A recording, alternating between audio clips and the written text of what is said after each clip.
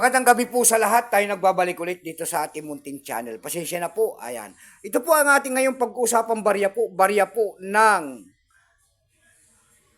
Saudi Arabia.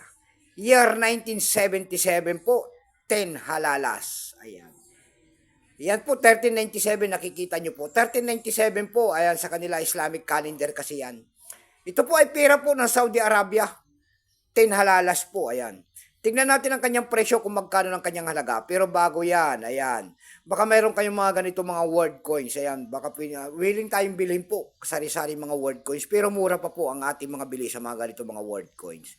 Pero bago yan tayo nagpapasalamat muna sa lahat ng sumusuporta dito sa ating munting channel. Thank you so much sa inyo, lalo-lalo ng aking mga subscriber dyan. Thank you so much. Mabuhay po kayo and God bless. Magandang gabi po.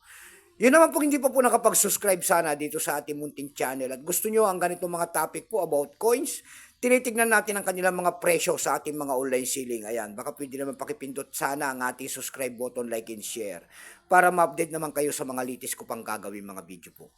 Ayan po ang ating pag-uusapan po, pera po ng Saudi Arabia. Tignan natin ang kanyang presyo po. Pero bago yan, kilalanin mo muna natin siya. Issue po nito ay Saudi Arabia po. Period po, Khalid Ben Abdulaziz po, 1975 hanggang 1982. Value nito, type nito standard circulation coins. Years, 1397, das, 14. Ayan. Islamic calendar po yan. Dito sa atin naman ito po ay year 1977 hanggang 1980. Value nito, 10 halalas. Currency nito real, 1960 up to date po. Composition yan, kung saan materialis ginamit yan. Ito po ay copper nickel, may bigat lamang 4 grams, may habang 21 mm. May kapal po naman itong 1.54 mm. Hugis po, bilog orientation ay metal alignment. Number NDAS 3141. Reference number KM-54. Kingdom of Saudi Arabia. Ayan, ang ibig sabihin.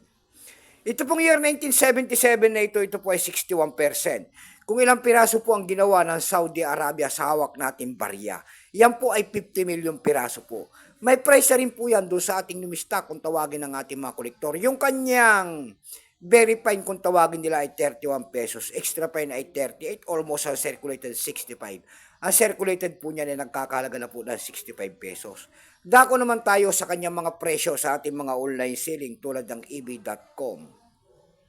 Sa ebay.com po, mayroon na tayo nakita nagbebenta doon ng $11.95. Nasundan yan ng $6. Yung pinakabababa po na nakita natin doon ay $5.95. Dako tayo sa Carousel PH. Sa Carousel PH naman po, mayroon tayo nakita nagbebenta doon ng 150 pesos. Nasundan po yan ng 60 pesos yung pinakamababa. Ayan lamang po ang ating may babaging kanyang presyo. Keep safe po sa lahat and God bless.